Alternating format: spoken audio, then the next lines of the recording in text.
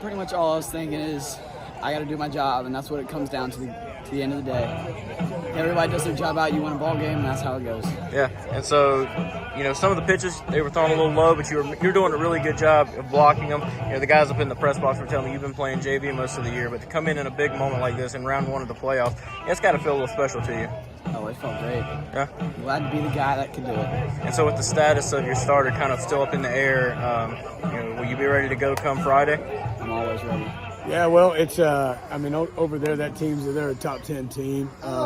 Even with the RPI, I think maybe there needs to be some adjustments throughout that process, because that's an unfortunate draw for us, and we knew it was going to be a battle. Hats off, because ultimately you're playing a top 10 team.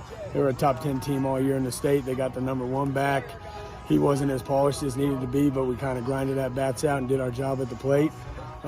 This team pulled together, man. We made a couple crucial mistakes inside the game that could have affected us, could have brought some high school kids down in the moment, but we stayed with it. We stayed to our plan, execution, get the next guy up and move on. So when your starting catcher goes down and you have to bring in a sophomore, what's going through your head at that point? Oh, man, next man up. Okay. Next man up. These guys are trained next man up.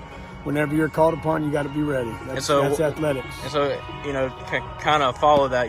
How did you feel he performed tonight? I mean, absolutely. He seemed to do really well. I mean, blocking, pitches down low. And yeah, absolutely. Didn't let many get by. For a sophomore to come in the moment, that was a great job by him. Hats off to our sophomore. Yeah. And so, you got Weddington next. Obviously, they handled Mooresville pretty handily tonight, so you guys need to rest up and get prepared. So, what's that challenge going to, be like? We're going to take one day at a time, get to practice tomorrow, get to work, and then see what happens.